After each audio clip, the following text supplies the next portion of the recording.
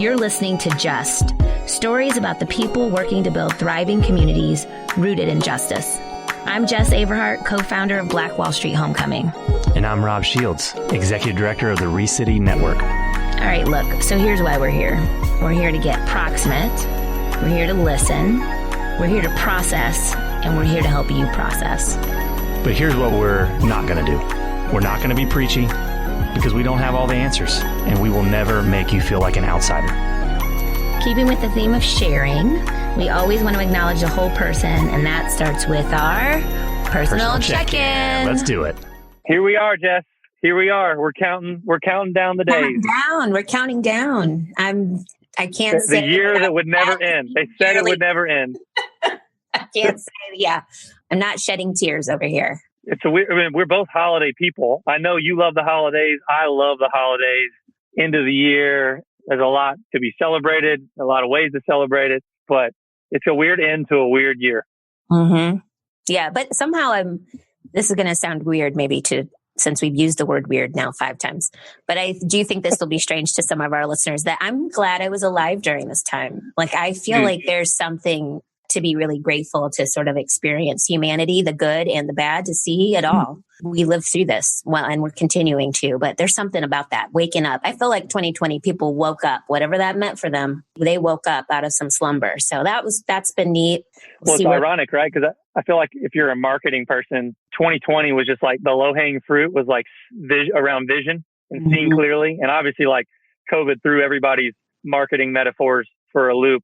But I really do believe that's another way of saying what you just said, which is feels like it was an opportunity to see things the way they truly are, and to really have our vision clarified, if we so chose, right? Because still, you have to put that disclaimer out there that it's not. You have to opt into that journey of moving from blindness to sight. There's still a decision that if you wanted to put your head in the sand and look away, you could. But I think that 2020 definitely gave us an opportunity to have our vision clarified, or to be made more clear, I guess. Or tested in this case. We're going to make that analogy all the way through. I feel like people got checked. Go get your eyes checked. Yeah, there we go. Okay, I see it. Are you optometrist in training? I am. See my glasses. This is no joke, y'all. Nobody can see on this podcast. I've got very thick glasses. I get them checked often so I can see at 2020. So this is a great analogy for me. I love it. We have several really good analogies, I think, in store for this conversation, and I'm really excited for this one. I think it's at those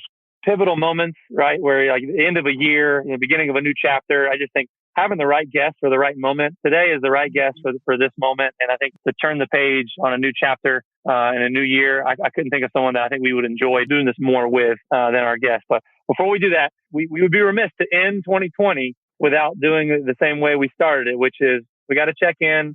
Here we are, 4 days before Christmas, 10 days before 2020 comes to a close. I got to check in on my friend, Jess. Jess, how are you doing? Catch us up on all the things. Well, so I'm doing great. This is, as you mentioned, my favorite time of the year. So I love the holidays, and I love them because I have tons of memories of my grandparents and spending time with them. It's all family stuff. I just enjoy the energy in my family. I enjoy the energy in the world, typically, because people just kind of come off their crazy town and decide to settle into what matters, which I appreciate. So I'm doing great. And so we record this a little bit in advance, but I'm preparing to head, as I'm talking about this, I'm preparing to head to the mountains with my son and my mom, which is an annual pilgrimage that we take over the holidays. We'll stay in a cabin and, put puzzles together, and I'll cook, which is an anomaly in my home. So everybody's excited that I'm going to turn a stove on. So that's fun. And when this airs on the 21st, so everybody who's hearing this right before Christmas, we will be in the mountains. So we will be there. And I'm so excited about that. And when we come home, we'll have a 12-foot Christmas tree in our home. And I just love this time of year. And even though no one will see my tree except for my immediate family, because we won't be able to open up our home the way we normally do for like holiday parties and stuff. We are still having a 12-foot tree. because we've decided that has become our tradition as well. So 12-foot tree is humongous. I don't think I've ever could dream of a tree that big. That's like Charlie Brown Christmas kind of it tree. It is a huge tree, and it's beautiful. And we live in a loft, so our ceilings are, I think, 21 feet or something. So it's appropriate actually because it fills the space. Yeah, you could water that thing; it could keep growing another 5-10 feet. You'd be fine. Sometimes I feel like it becomes a part of our family. So when we, it's over, we have to put it back outside. It's very sad because it's like our fifth or fourth family member. But yeah, I love the holidays, getting ready for the new year. Just lots cooking right now. But this is fun, and I'm anxious to hit the road and head to the mountains. So what about you? What's cooking on your side, friend? Oh, yeah. Oh, you done with your holiday shopping? I do love this year. I'll tell you, Jess, I am enjoying shopping for my kids for Christmas more than I ever have before. They're getting to that age that I can remember toys I had myself, which is really fun. Like my oldest is 7. I got a 6-year-old. I got a 4-year-old and a 2-year-old. And so like definitely not the 2-year-old. My memory's not that good, but like the 6 and 7-year-old, like, and I'm finding out that like I really enjoy finding really good deals. I'm actually discovered Craigslist. I hope some of our listeners don't judge me too hard, but like, my kids go through toys. We don't go crazy. We just kind of get a few. But like I'm finding some really good deals on Craigslist for like gently used toys right now and saving, like, I love saving me some money. We've talked about Craigslist before on this show, like when you were selling your car, right? Or like, hey, you got to let me help you sell your car. Yeah. I love deals. So I'm really enjoying shopping for my kids this year because for all those reasons. And I think it'll be really fun to celebrate the holidays.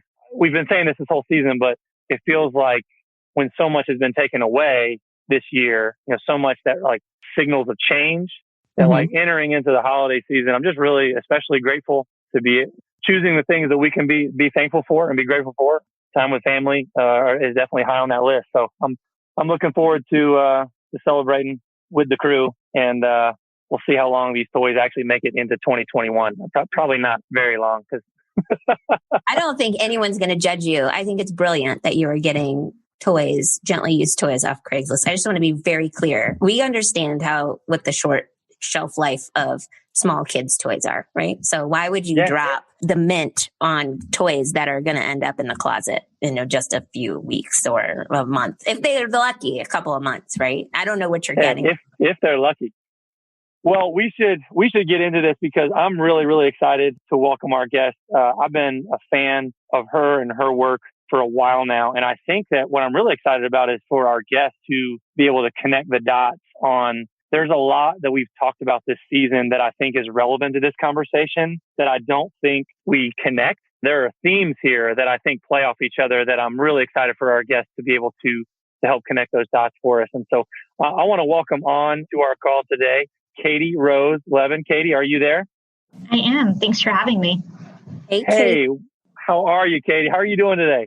I'm good. No one could see me wave, but I just waved hello to everyone. Hey, they can feel it. They can feel it, Just like they can't see a smile, but like you can tell when someone is talking and they're smiling. Like I think that's you're the warmth. I'm sure people are hearing it through the audio waves as they listen to us. So we're so glad that you could be on with us today. Yeah, thanks for having me. I'm super excited to be here. Big fan of the podcast. Big fan of the work that you're doing here at Recity, and just super excited to talk a little bit about environmental justice and how it's such a wonderful support for everything that you're already doing. Yeah, well, we're big fans of you, and I think our listeners that don't know about your work with Trees Durham, they will here in a second, and I think they'll also join us in your fan club. So I'm sure that you will welcome them in with open arms. So, Katie, let me set you up and set up this conversation really quickly. For those of you who aren't familiar with you and a little bit more of your story, Katie has a BS in environmental studies from NC State University. So for all our Wolfpack fans, don't say we never gave you any love, right? Getting the representation here. She spent several years working and studying ecology and ethnobiology across North and South America. Wow. She snuck her travel in pre-COVID, right, guys? Everyone's sitting here jealous, like, no, South America. I wish I was in South America. In 2009, she returned to school, earning a Master of Forestry and Master of Environmental Management degree from Duke. So you're just spreading out the ACC love here all over. In 2012, Duke hired her as their first ever natural resource manager. And while she was there, she managed over 14,000 trees across Duke's beautifully forested campus and helped preserve trees during construction. She then co-founded is now the new executive director of the nonprofit Trees Durham, which works to ensure a sustainable, healthy, and socially just tree canopy for Durham through advocacy, education, and tree planting.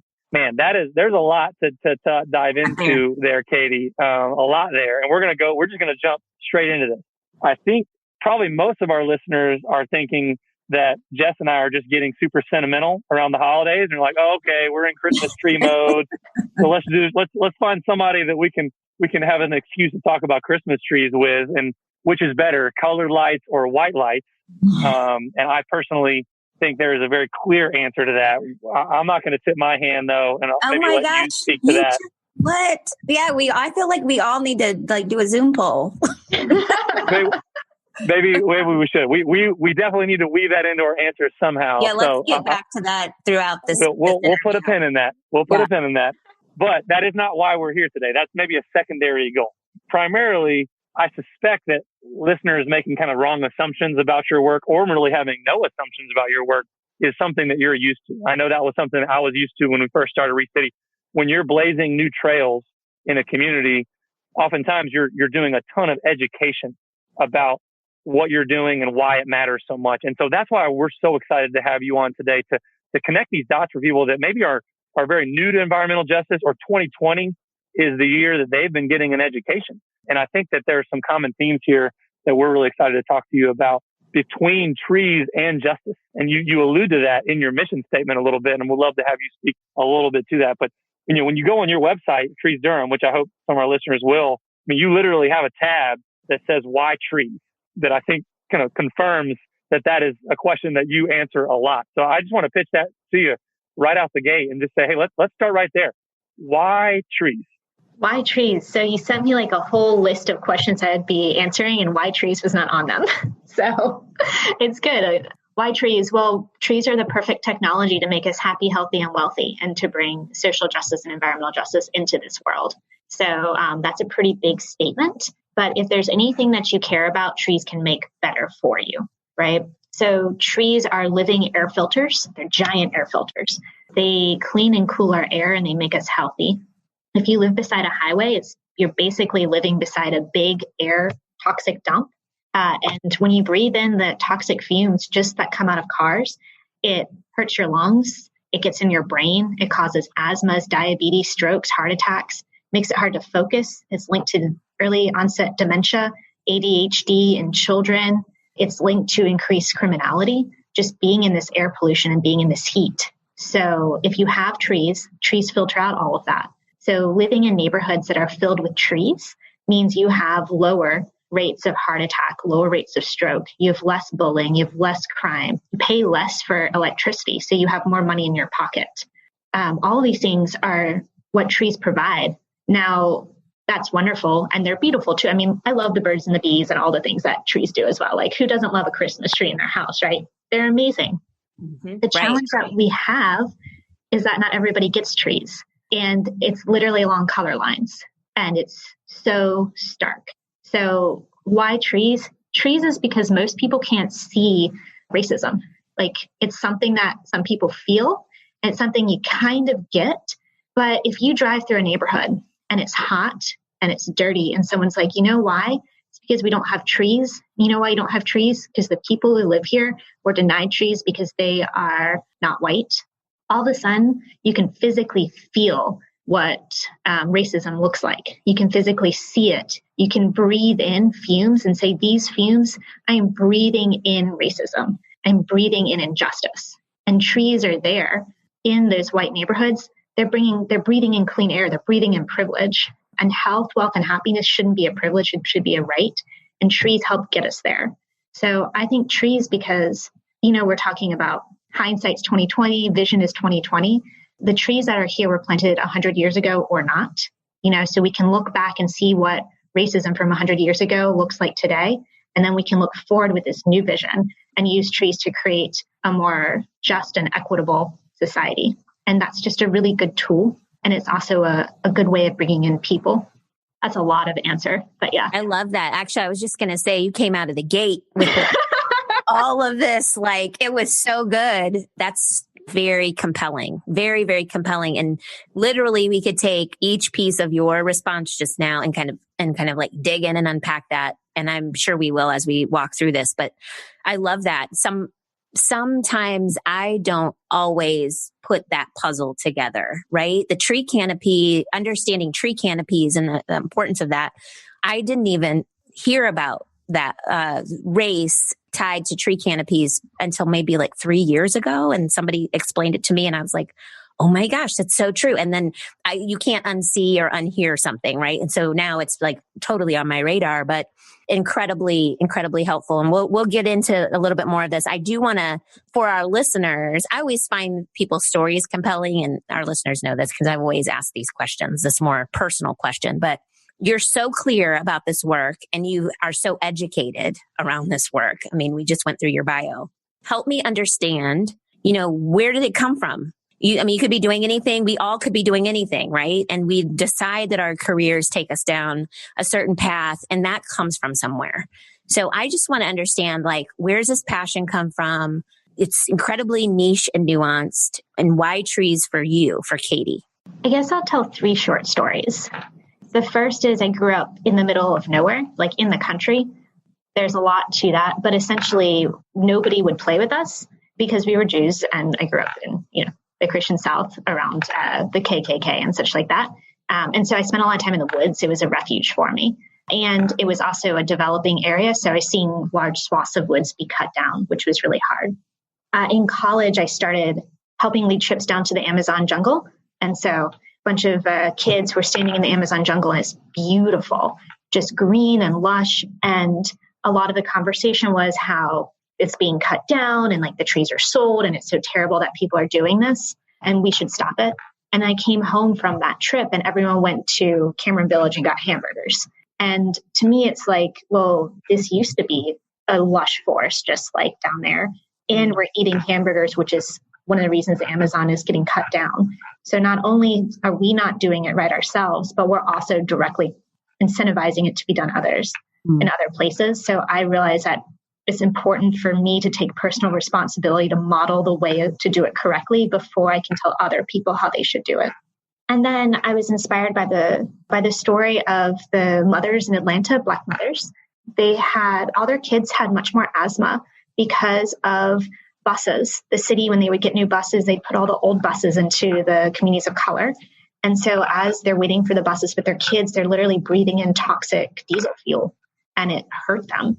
And they got together and organized and basically said, no, our air quality is important and our kids' ability to breathe is just as important as the white folks and everyone else. And the city actually redid the way that they ran buses to make it more equitable. So I was inspired by people getting together and using the health of their families as a reason to have a clean environment. So those 3 things together, forest as a refuge, taking personal responsibilities, and this link between environment and health and community is the reason why I chose trees. Thank you for that. Thank you for all those stories. They're so uniquely different. I appreciate your story from your childhood, your direct connection to social justice and racism, and understanding the connection to community and how the systems are in play throughout. And so I think Rob's going to ask you a question about Durham, but I just wanted to just take a second to thank you for those very, very specific purpose and passion. That's a purpose and passion answer. And we are challenging our listeners all the time to think, right? And to have original thoughts around this, what we talk about on our podcast. And so I really appreciate that thoughtful answer because it sort of demonstrates how you can change your life and invest in the purpose and passion of your life through your own experience. So thank you for that, Katie. Thanks, Jess. I appreciate you saying that. Yeah, I think that one of the themes that we continually harp back on, that we even covered in recent episodes, is this power of proximity and centering. We have to get proximate to the problem, and we have to empower leaders that are proximate to having the lived experience. And for you, clearly, this intersects with your own personal story, but also you've leaned in, even when it's outside of your own personal story, leaned in and gotten proximate to this of how it's affected others, and that proximity has clearly bred empathy in you to drive you forward to being a part of the solution, but in a way that is, like you said, Jess, very, very focused and inspiring. So I want to get to the other half of the name of your organization, right? So clearly words are powerful. You chose the name Trees Durham for a reason. So we've talked about, and you I think are really framed up the first half really well. Let's talk about the second word in that name, right? Let's talk about Durham. Let's talk about Durham's history, of which we've already, in this season, our listeners have started to grapple with the history of justice or history of injustice that we've inherited here in 2020. We can't have amnesia about where we came from as a community. That shapes who we are today. You even said that beautifully with like looking at the age of a tree tells a story of what happened 100 years ago. I, for one, Jess, I'm not going to walk around and see any tree. And again, like you connected that in a powerful way for me to think about the story of our communities and how nature and even something like a tree could tell the story of what happened so long ago that we weren't around for. But tell us, Katie, I've heard you do this so well in other contexts, and that's why I'm so excited for our listeners to get a little glimpse into this history. But talk to us a little bit about the history of Durham's trees, what role they have played in perpetuating injustice in our community. Yeah, I think that Durham is really interesting because we have a lot of really good-hearted people trying to do good things. And that's often what can result in systemic injustice if we just lead with our hearts and we don't also lead with our brains and our souls. So Durham, like almost every city and county in the United States, underwent racist redlining practices in the 1930s, where the federal government and wealthy homeowners drew circles around Black communities and said there would be no resources given to them for home ownership. And so the cities followed suit. So wherever there were white communities, things like sidewalks, streetlights, et cetera, were put in, and where there were communities of color, there weren't.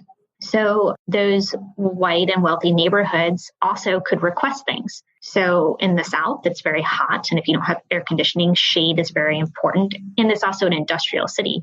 So there's pollution coming up. The air is dirty. People, even in the 1930s, knew that trees provided shade and clean air. So the white neighborhoods got together and asked the city to plant trees. And so they did. In the 1930s, the city got together and planted, I think, between 12 and 14,000 trees along streets. Neighborhoods got together, did it in their neighborhoods. And so there was this massive reforestation that turned our city from kind of old tobacco fields and such into a more forested area. And these were done by people who could request them and who had the resources to pay for them. And those were all white folks. So now we fast forward to 100 years later, those little baby trees are massive trees. And you can put a map of redlining over Durham today. And where the red circles were drawn, there are no trees, and they're hotter and more polluted. And where those green circles were drawn was a green light for resources like home loans. It was also a green light for trees. And those areas are green and cool and wealthy. So Durham has a physical... It's written into Durham streets, the racism from 100 years ago, and the good intention of people who wanted to use nature to make the world better and just didn't see outside their color lines. The nice thing about Durham is we do try to look outside our color lines. So in the 90s and early 2000s, we had individuals in the city and nonprofits who were trying to replace the trees as they were dying. They were doing it nights and weekends on their days off because they saw that this is really essential. Well, if you only replace what was there in the first place, then only the people who have it will continue to get it. And it's very good people doing good things who are going to set up another 100 years of structural racism, of environmental racism. So Duke University students got together and did, I think, the first study in the country linking environmental racism with this housing injustice from the 1930s and showed what I just told you, that story of color lines and trees. So using that information, a group of citizens got together and said, this is unacceptable. They asked the city to redo their plan so that equality did not just mean giving people equally, but restoring people to equality.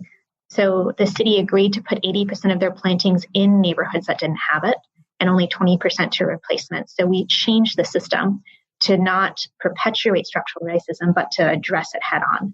And then we started working with communities, not telling they needed trees, but asking them, would you like trees? we have a resource. Whatever you're doing, trees can be a resource to help you do it. So the city installs the infrastructure in the same way they put in streetlights and sidewalks, they now put in trees. And then we try to provide that social infrastructure, saying, if you're a church and you want to do more food, we can get you fruit trees. Like we're working with El Futuro and some of the other community gardens.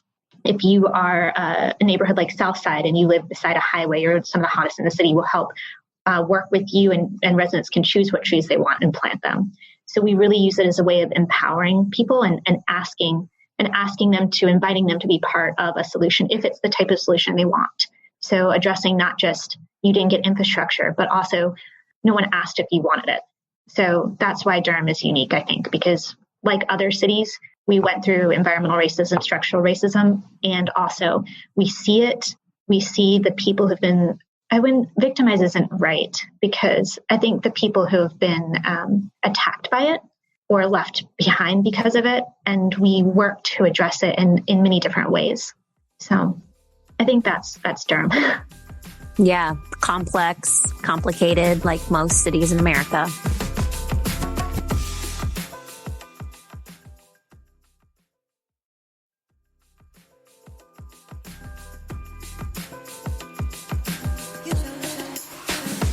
I think at the beginning of this show today, we were joking about 2020 and having 2020 vision and getting clear.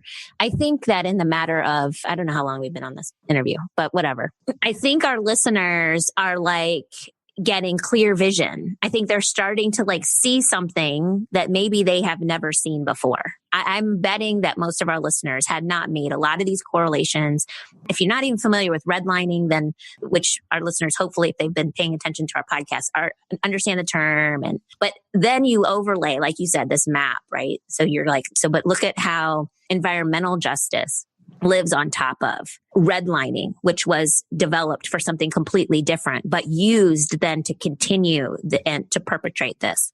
I am really grateful for this conversation because I'm getting even more clear on this work.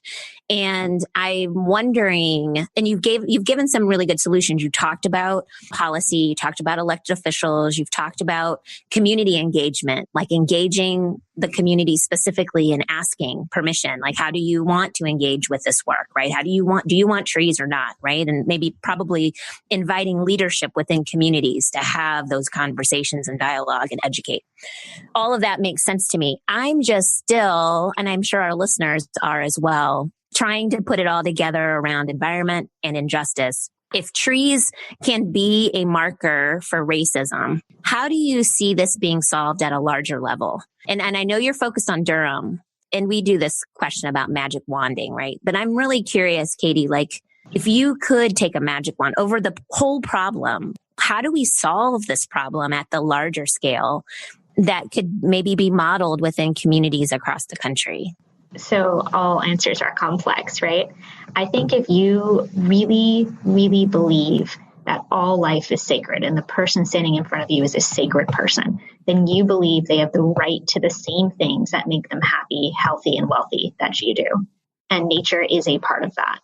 I think when we go into our jobs, we disconnect humanity from what we do. And that's true for legislatures. You know, like they want to live in a neighborhood that is surrounded by woods that their kids can play safely in the streets. But it's okay if other people don't, because we have to get this done. So I think the policy part is the solution is to create a world that is full of places that kids can play safely in the woods and around their neighborhoods. And if you are surrounded by woods and it's always safe for kids and squirrels and birds to run away, then we will be happy, healthy, and wealthy, because that nature is providing the services naturally. You know, it cleans our air, it cleans our water, it makes us happy. It gives us, after a long day, you just sit outside and watch the birds, like it makes you a more whole person. Yep. So my solution would be that when someone goes to work, they bring their whole person into their work and think the decisions I'm making every day, how does that reflect what I want for myself and for my family? So that's legislation, thinking about the way we do development so that everyone, regardless of income or race or ethnicity, has access to the things that we want, walkability, safe, healthy environments. When we mow our yard or we do our yard, I don't mow my yard because I care what other people think. I plant trees and I plant food and I let flowers grow because that's what makes me happy and that's what's good for the world. So like, it's that in my workplace, I do it. In my home, I do it. I think the solution in my community, instead of watching TV, we get together, maybe we plant a tree before we, have our beers at the cookout, or maybe, we go pick flowers, just like that freedom to live joyously and presently. And if it comes from within, it'll go from without. Is that too cheesy? Does that make any sense? Oh, it makes great sense. It's a good challenge too, I think. The thing is, there's not one solution, everyone can do something differently. Like some people are great at like I have people who are like, hate digging holes. They hate digging holes, but they love talking to kids. They'll take kids out and play in the woods all the time, will not pick up a shovel. Or they just like writing educational things. Like that is totally valid. They like making phone calls. Other people never want to wear a suit. I like one of my colleagues, he just wants to work at a brewery and plant trees. And he started a nonprofit that does that. But that's definitely not my board chair, who is like a marketing and enjoys these like policy conversations. So I think the biggest part is understanding what you enjoy doing it and then using it in a way that makes things better. Yeah, as I hear you share, Katie, I think you've given us something really powerful. You've named something that is at the root. I don't mean that I can't help myself. Yes. That was good. I was waiting. That was good. You've done something here that's really powerful, because you said, hey, make the decisions that you make for your own family and for your own kids. And when you wake up and the things that you do for yourself, like that have an impact on others, like it's almost like that whole mantra of, love your neighbor as yourself. If you are making decisions that have implications on other people, what if we centered them and cared as much about how it's going to impact our neighbor as we do about our own children? Because I think that if we did a better job of that, we all struggle with like being selfish people, right? Present company included, right? And we're not saints here. But I think that when you think about the decisions that we're feeling the ramifications of 100 years ago, of which communities got trees or not, clearly that self-interest was present, and we're seeing that play out generations later, and we're having to go work now and swim upstream to kind of to work against that. And so I think that it is a powerful metaphor, although I agree with you completely. What you're talking about is not there is no silver bullet. It's not an easy answer, but I do think that trying to realize, hey, if we show up and are putting the needs of our community and our neighbors ahead of our own interests, or at least trying to weigh them equally, to say, hey, I want for my neighbor the same thing I want for myself, and I'm going to go live that out in the decisions that I make, then I think that positions us to look out for the flourishing, not only of our children, but of our neighbors' kids, and I think that starts to have a ripple effect. Rob, one thing that strikes me that I like about trees and sort of builds on what you were saying is there's a lot of right choices that we can make at any moment, right? If I want tacos, there's a lot of right places I could go to eat tacos, like Taco Bell. I don't know what it's called. It's the little Mexican shop with like the cow on top of it on Chapel Hill Street. There's like Nana Taco, there's Luna, there's like all these different places. Like, do I want to support like a small business? Do I want to acknowledge that like super cheap food can be more accessible? Do I want to like support a Latin owned business like Copa? I mean, like, do I want to support someone who's doing living wages? So there's a lot of right answers. And one thing that I try to think about is, out of all the right answers I can make during the day, which one does more good for more people? What's a right answer that does more than just one thing? And that's what I like about trees. It's like people tell me, oh, we have to address climate change and capture carbon, so we should make these giant vacuum cleaners to suck it out of the air. That provides one solution. All it does is remove carbon. And then you've got all these other issues of waste and where do we put that? Now we've developed, it becomes trash eventually. Whereas trees, not only does it remove carbon, but it also provides food. And not only does it provide food, it also provides shade. And not only does it do this, but it does that. So in your daily life, when I do something, I'm like, I could do this. There's so many right choices. Which one does the most things that are amazing that I can choose? And then it's fun. It's like every choice is like a fun puzzle. So often I feel like we look at the world as there's so many wrong choices. And that's the wrong side of the coin. The right side of the coin is saying there's so much wealth. Like the more you give, the more you put out there, the more there is.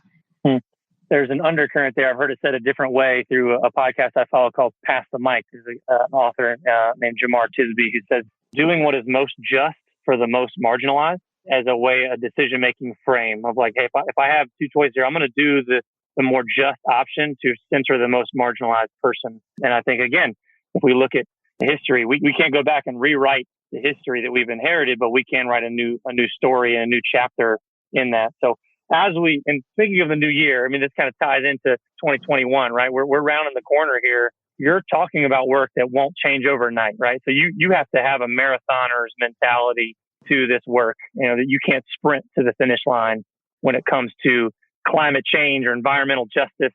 That's not a sprint. So what gives you hope that we can make more meaningful change as we head into this new year? New Year's resolutions, a time of optimism and hope, feels like a blank slate. Although I know we're all kind of limping into the new year in some ways. What is that why that keeps you planting these seeds for change? I did it again. I can't stop doing it. You're going to have to mute my microphone. No, never leave it alone. One right after another. I don't have one. I'm going to think of one. You can do like a quick Google of tree puns. I really like stories. And I think this idea of Diane, like it would have been enough or it would be enough. It's this idea that every single victory that you have, every single thing that you do, that I do, I celebrate as if it would be enough, like totally love it and live it, and then do the next thing, right? So refilling my cup every single time. Every single tree I plant, that is a victory. Every single tree I save, that is a victory. Every single person who breathes easier, every single child that picks up an acorn is like, what is this? Like, that is a victory. And, the idea, no one drop thinks it's responsible for the flood. No one tree makes up a forest, but we need them all, and they come one at a time. So just like it's every second makes every minute, makes every hour, makes every day, it makes every year. I feel like every tree, every person is enough in its own, and then makes it something more. So I don't know. I think that I just always have hope because I'm surrounded by hope. And I think, this has been a rough year. This has been, be careful what you ask for. I was really hoping for like more strength and more clarity, more inspiration. Man, if there's anything to inspire you, it's everything. And the nice thing about New Year's is we have so few rituals in our world that gives us a chance to pause and really celebrate what has happened and what will happen. And the New Year's is that chance to be like, wow, this is time to fully celebrate everything we have done and got through as if it would be enough, and then start again. Yeah. New Year's resolutions. This is a good one. This is so very, I feel like an achievable exercise here for our listeners, which sort of brings me into my question. You have provided us, I can't wait for the show notes on this, Rob. There's like so much already involved in this next question that I'm wondering if you're just going to like chapter 3 on all the things you can do to like bring this home. But this is very, very good. So what we normally do, Katie, and you've listened to the podcast. So at the end, we have this section, this perfect New Year's resolution question, really. How do we take what you've shared with us, all of the education that you've provided, this sort of compelling argument around justice and privilege that we find ourselves in our communities, and reset that, this idea of equality and equity? What is one thing that you're like, what I've seen in my work is this one thing that people can do very easily to start them on this path, right? What would you like them to retrieve? Did you catch it? I did it. Nice. With a I had to think about it, nice. But retrieve from this podcast and push forward. Good. That wasn't as good. I'm going to work on another one. No. Was it good?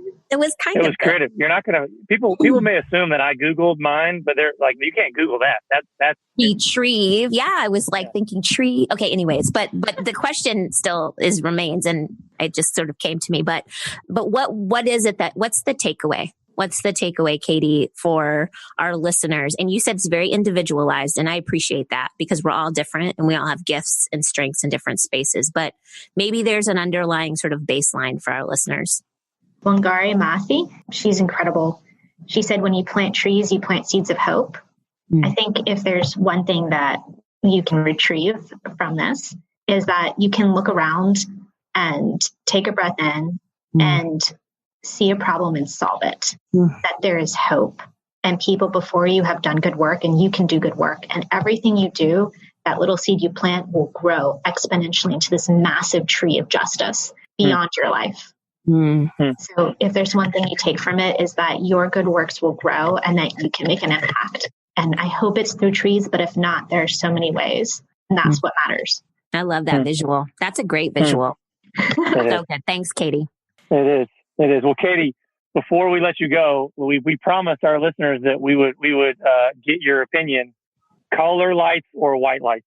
This is probably going to be an unusual opinion, but blue lights, because they're kind of white and colored at the same time. That's how we did it in the country. And it kind of looked like a funeral home. And I kind of like that. Not like the funeral part, but just like beautiful blue, like Christmas. I love that. I love it. I love that answer. That is, I don't know how to score it, but I think it's its own. It's its own category. We'd have to put it on the poll. We now have 3 options instead of 2. Who wants the funeral home blue light option? We'll see how on social media, how that plays. I hope people comment. This is going to make my whole life. Please comment. So good. This on is all of it. So, Katie, I expect your desk at Recity to have some blue lights on it next time I swing absolutely. by. I'm bringing in plants too. There's going to be a tree and blue lights. Oh, I can't wait. It's going to be so good. We're going to get very festive. Well, Katie, thank you so much for being on. You've given us so much to think about. I just love the spirit and the way you entered this conversation. I think that it is the very best way we could have set up a new year, because you don't shy away from hard conversations, and yet you break it down in a way where everyone can pick up their shovel. There you go. That's the last one I have. Like literally though, like everyone can be a part of this because you make it accessible. And that's really what we try to do with every conversation, but you've done it so beautifully here. And honestly, it's helpful for me to think about this idea of planting seeds of hope that like outlive me, that like we talk about looking at trees as a symbol of what mistakes were made. But I think you've reframed that entire conversation of, we could be planting seeds that future generations look at our fight for advancing in pursuit of justice that could outlive us in ways that help for the flourishing of our neighbor, which is just so beautiful. So thank you for the work that you do. And we're grateful to be partnered with you. Thank you so much. I really appreciate it. Thanks, Katie. Love that. Loved it. She's great. She is great. I mean, I'm going to count. So for our listeners, I'm going to go ahead and reveal I'm 100% a color lights person. I don't know. Oh, we're doing our lights. Okay. We're doing it. And so I'm going to count blue lights as part of team color lights, Jess. Is that fair? Sure. If you want to go ahead and stack this quiz in your favor, go right ahead. Okay. I think I sense that you're not on team color lights. Well, listen, okay. There's a very brief story. It's just tradition. Like in my home growing up, always white lights. My grandmother was anti multicolored lights. We didn't have them in our home. And we had the most beautiful Christmas tree my entire childhood. Beautiful, beautiful tree. Then I have my son and my husband at the time. So my ex-husband grew up with multicolored lights, and he was like, yo, our kid is going to have multicolored lights. He's like, it's more fun. It's all the things. And so I caved and I enjoy the multicolored lights. And so now we are a multicolored light family, but I frankly could go either way. Wow. It's scary how similar I have a very similar story, just in reverse, right? What is it? I don't know what it is about the guys in color lights. Maybe that's a theme. I don't know. But my wife, same way, grew up with white. So we were trying to compromise, and we've tried this several times in our relationship. Like we have the same birthday. So like we've tried to compromise. Literally, we have the same birthday. I didn't know that. We tried compromising there and failed. So one year we had the genius idea, let's just put them both on the tree and we'll alternate days. So we'll plug them into different outlets. And that way, you plug one in, and so one day is colored lights, one day is white. It just didn't seem to stick.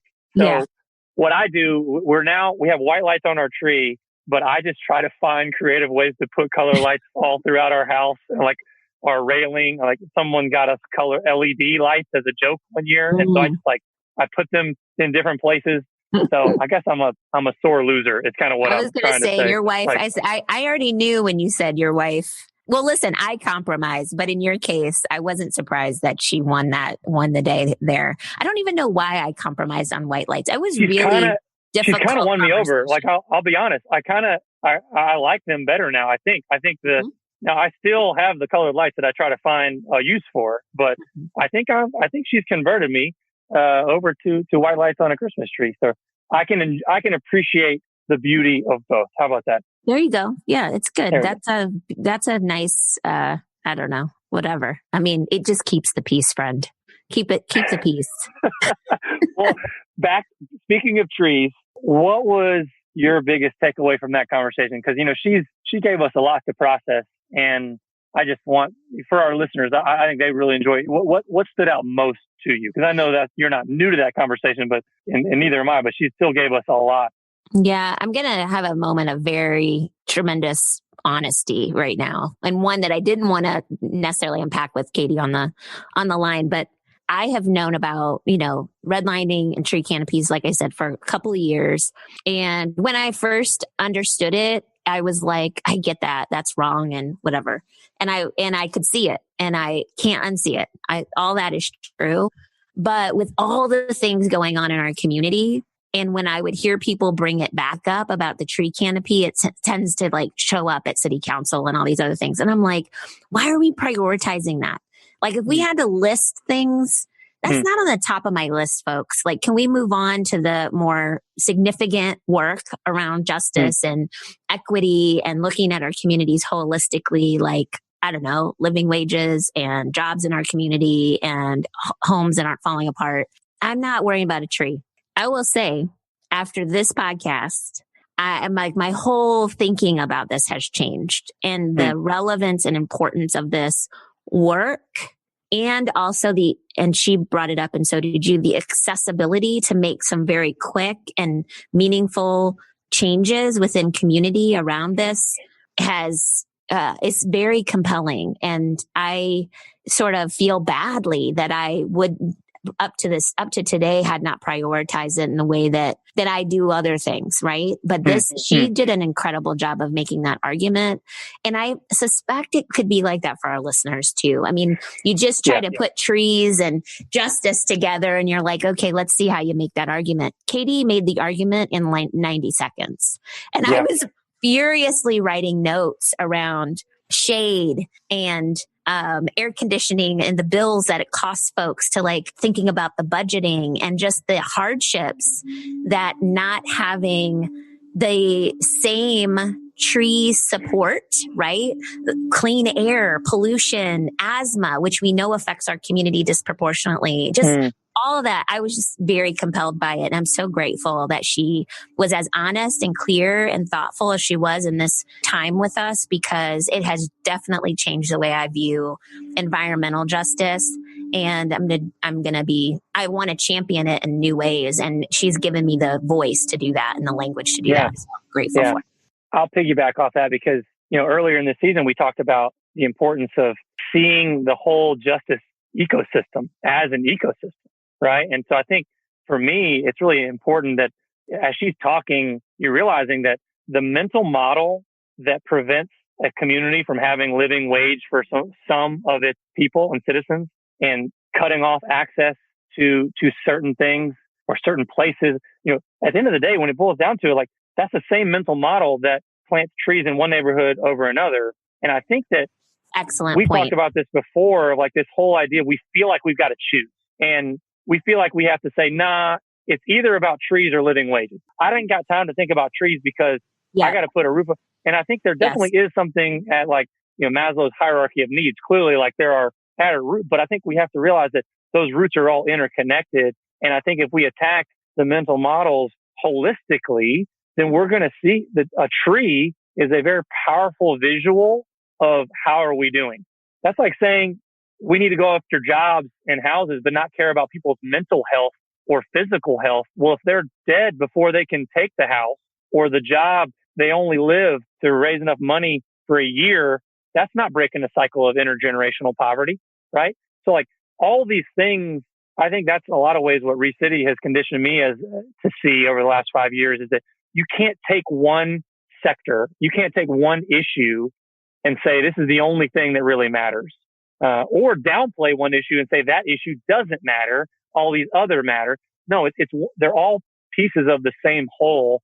And I think we have to take that holistic approach. And not fall into that trap of whataboutism, because we see that on the news. I'm so tired of that, Jess, like that whole non-starter of I've been in like those rooms, right? Where someone making a really great point, and then it's like completely torpedoed by, well, what about affordable housing? Like, well, yeah. You think Katie Rose is anti-affordable housing? You think she's anti-living wage? You think Therese Durham? No, she wants a more just community where everybody can flourish, right? So I think for me, that was what stood out the most, is this whole idea of, and she's about ecosystem work. And I think we have to be careful how to go plant a tree is to not be about living wage jobs. And I think she made the clear case how truly interconnected these issues are that we tend to almost take an either or approach to. Yeah, no, I 100%, co-sign that. I think that's exactly right. And I think that's the lesson, right? For me personally, it wasn't a dismissive, it was a prioritization. And so I agree with exactly what you're saying, that there is, and we've been saying this. So, I mean, again, it's just constant learning, right? But we've been saying that this 400-year-old tree, these roots are interconnected, and we say it. And today I feel like this was the best example that we've had, I believe, on an issue of justice that could seemingly feel like it's not totally connected.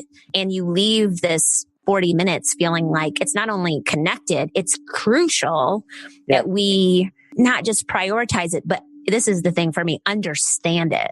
And Katie helped me understand that connective tissue in ways I had not heard it before or understood it before. And so, like I said, championing that I think is going to be really important, because you can make a compelling argument for change in 90 seconds around that work. And to your point, it's not like she can clearly tell that she's versed. I know Katie, I know how she rolls and who she rolls with. Her community is very diverse. And so she understands these issues, and she understands who is impacted through this work. And I think that's really, really special. So I'm glad that she did that. We need to give her information out, because I'm sure that folks want to, if we're thinking about New Year's resolutions and all the work that they can do, she has lots and lots of volunteer opportunities, planting trees.